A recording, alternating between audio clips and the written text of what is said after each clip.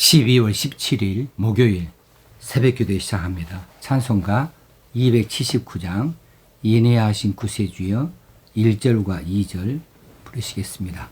279장입니다. 인내하신 구세주여 내가 비오니 죄인 오라 하실 때에 날 부르소서. 주여 주여 내가 비오니 죄인 오라 하실 때에 날 부르소서. 자비하신 보좌 앞에 꿇어 엎드려 자복하고 회개하니 믿음 주소서. 주여 주여 내가 비오니 죄인 오라 하실 때에 날 부르소서. 아멘. 하나님 아버지, 이 험하고 어려운 세상을 살아갈 때에 저희들이 믿음이 연약하오니 우리 믿음을 굳세게 하여 주시옵소서. 세상 여러 가지 풍파와 시험 가운데에서 저희들이 자주로 넘어지오니 우리를 붙들어 주시옵소서. 오늘 하루 한 날도 하나님을 영화롭게 하는 날 되어지기를 원합니다. 오늘도 하나님의 백성으로 거룩한 백성으로 살기를 원하고 합당하게 살 수 있게 되어지기 원합니다. 순간순간 지켜주시옵소서. 우리를 도우시고 인도하여 주시옵소서. 우리 주님 예수님 이름으로 기도드리옵나이다. 아멘. 하나님 말씀 사무엘 하서 12장 7절에서 15절까지 말씀, 12장 7절에서 15절까지 말씀입니다. 나단이 다윗에게 이르되 당신이 그 사람이라. 이스라엘의 하나님 여호와께서 이와 같이 이르시기를 내가 너를 이스라엘 왕으로 기름 붓기 위하여 너를 사울의 손에서 구원하고 내 주인의 집을 네게 주고 내 주인의 아내들을 네 품에 두고 이스라엘과 유다 족속을 네게 맡겼느니라. 만일 그것이 부족하였을 것 같으면 내가 네게 이것저것을 더 주었으리라. 그러한데 어찌하여 네가 여호와의 말씀을 업신여기고 나 보기에 악을 행하였느냐. 네가 칼로 햇사람 우리아를 치되 암몬 자손의 칼로 죽이고 그의 아내를 빼앗아 네 아내로 삼았도다.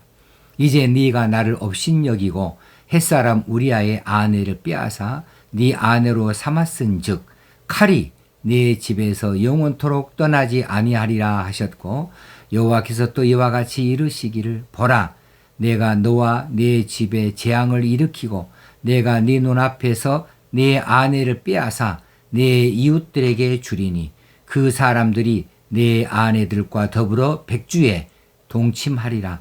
너는 은밀히 행하였으나 나는 온 이스라엘 앞에서 백주에 이 일을 행하리라 하셨나이다 하니 다윗이 나단에게 이르되 내가 여호와께 죄를 범하였노라 하매 나단이 다윗에게 말하되 여호와께서도 당신의 죄를 사하셨나니 당신이 죽지 아니하려니와 이 일로 말미암아 여호와의 원수가 크게 비방할 거리를 얻게 하였으니 당신이 낳은 아이가 반드시 죽으리이다 하고 나단이 자기 집으로 돌아가니라. 아멘. 다윗이 밧세바를 취한 것은 분명히 잘못된 일이죠. 이 잘못된 일을 정당화하기 위하여서 다윗은 우리아를 설득하여 이제 그 밧세바와 동침하도록 해서 밧세바의 임신을 이제 우리아로 말미암은 것으로 그렇게 바꾸려고 했습니다만은 이제 이 우리아는 충신이어서 전쟁터에 있는 이 동료들과 자신의 상관을 생각하면서 자신은 따뜻한 집에 잘 수 없다, 아내와 동침할 수 없다 하여서 그것을 거절하지요. 그래서 결국은 이제 이 우리아를 전쟁 맹렬한 전투의 현장으로 내보내서 죽게 하는 일을 다윗이 행하였습니다. 그리고 그 일 이후로 결국은 다윗은 이제 우리아의 아내 바세바를 자신의 아내로 삼게 되어졌고, 이제 그 뒤로 이 나단 선지자에 의해서 하나님께서 책망하시는 이 책망을 듣게 되어집니다.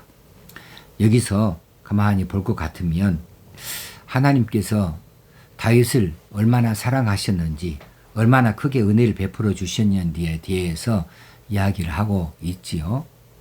이스라엘 왕으로 기름 붓기 위해서 사울의 손에서 구원해 주었고, 또 네 주인의 집을 네게 주고 네 주인의 아내들을 내 품에 두고 이스라엘과 유다 족속을 다윗에게 맡겼다는 것이지요. 이처럼 하나님께서 모든 것을 다 다윗에게 베풀어 주셨습니다. 지키고 보호해 주시고 또 도와주셨습니다. 모든 것을 다 이제 허락해 주셨어요. 그런데 무엇이 부족하다고 남의 아내를 빼앗아서 그것도 그 남편을 죽이면서까지 그렇게 꼭 빼앗아야 했던가? 하나님께서는 이 일을 지적하고 계십니다. 오늘 8절 말씀에 만일 그것이 부족하였을 것 같으면 내가 네게 이것 저것을 더 주었으리라. 나라를 준 것 이외에도 왕으로 세워 주신 것 이외에도 네게 부족한 거 있다고 할 것 같으면 내가 너에게 무엇을 아끼랴? 더 주었을 것이다. 부족했을 것 같으면 다 채워줬을 거다. 그런데 무엇이 부족하다고 이처럼 너는 하나님께서 금하신 이 간음을 하고 남의 아내를 빼앗기 위해서 살인을 하고 그렇게 할 수 있겠는가? 이것은 결코 이제 하나님 앞에서 이제 용서받지 못할 일로 큰 죄를 지은 것으로 나타나게 되어지죠. 우리가 그렇습니다. 우리가 하나님께로부터 받은 것에 대해서는 감사가 없는 사람들이에요. 감사치 못해요. 오히려 우리가 늘 부족하다고 이것 달라고 저것 달라고 이렇게 해달라고 저렇게 해달라고 맨날 기도할 때마다 간구하는 것이 아주 습관화되어져 있는 것이 우리들의 모습이 아닌가 싶습니다. 그렇지 않습니까? 우리가 기도할 때에 감사하는 내용이 많아요. 아니면 달라고 요청하는 것이 많아요. 하나님께서는 언제든지 우리에게 부족함이 없이 주셨습니다. 만일 그것이 부족하였을 것 같으면 우리에게 이것도 저것도 더 주셨을 것이라. 그런데 우리는 그런 것에 대해서 감사하지 못하고 주신 은혜에 대하여서 오히려 부족하다고 말하고 또 어쩔 때는 하나님께서 원하지 아니하는 방식으로 우리가 바라고 원하는 것들을 억지로 우리 것으로 취하는 경우가 얼마나 많이 있었던가요? 우리가 부족하다고 생각하고 부족한 것을 하나님께 아뢰는 것으로 끝나는 것이 아니라 하나님이 주시지 아니하면 그것을 내 손으로 내 방식으로 어떻게든지 내 것으로 삼으려고 하는 이런 불법을 행하는 일들이 얼마나 자주 있습니까? 이런 일들이 다 하나님 앞에서 잘못된 일이고 범죄하는 일들이죠. 이것이 결국은 하나님을 업신여기는 일이라고 그렇게 말씀해 주십니다. 9절 말씀에 그러한데 어찌하여 네가 여호와의 말씀을 업신여기고 나 보기에 악을 행하였느냐. 하나님의 말씀을 업신여겼다. 우리가 하나님 말씀을 업신여기는 것인지 존귀히 여기는 것인지 스스로 살펴봐야만 하겠습니다. 하나님 말씀을 높이는 사람, 그 사람은 하나님 말씀 앞에서 스스로 낮아지는 사람이죠. 하나님 말씀에 낮아지는 사람은 하나님 말씀대로 순종하여 따라 사는 사람이죠. 그러나 하나님 말씀 앞에 자신을 더 높이 세우는 사람, 그것은 하나님 말씀을 업신여기는 사람이고 이 없이는 여기는 사람은 하나님 말씀대로 따라하지 아니하는 사람이 되어지는 것 아니겠습니까? 우리가 하나님 말씀을 많이 압니다. 많이 듣고 있습니다. 많이 또 읽고 있습니다. 그런데 그렇게만 하면 무슨 소용이 있겠어요? 이 말씀대로 따라 사는 구체적인 행위가 없으면 의미가 없는 것이죠. 하나님 말씀이 있으나 이 말씀을 우리가 무시하고 내 생각에 좋은 대로 그렇게 한다고 한다면 하나님 말씀을 업신여기는 것이고 그것이 하나님 앞에 악을 행하는 일이 되지 않는가. 이것을 스스로 깨달아 볼 수 있어야만 하겠습니다. 그래서 오늘 본문 또 12절에도 10절에도 이제 네가 나를 업신여기고 우리아의 아내를 빼앗아 네 아내로 삼았다. 정당한 남의 것을 정당한 방법이 아니고 하나님의 뜻이 아니고 자신의 욕심으로 남의 것을 빼앗은 것, 자기 것을 삼은 것, 이것은 하나님을 업신여긴 것이다. 이렇게 말씀해 주셨습니다. 하나님 말씀을 업신여기는 자는 하나님을 업신여기는 자입니다. 하나님을 업신여기는 자라고 한다면 하나님을 바라보지 아니하고 자기를 바라보고 사는 사람이라. 그렇죠? 자기 뜻대로 하고자 하는 사람이라 하는 겁니다. 그래서 하나님께서 이 일에 대하여서 책망하시고 그 벌이 이 다윗의 집안에 어떻게 나타날 것인가에 대해서 말씀해 주고 있습니다. 다윗은 나단 선지자로부터 이렇게 지적을 받고 난 다음에 내가 여호와께 죄를 범하였노라 이렇게 고백합니다. 여호와께 죄를 범했다. 이게 우리아에게 죄를 범했다. 바세바에게 범했다가 아니고 여호와께 죄를 범했다라고 말하고 있는 다윗의 이 고백은 맞는 고백입니다.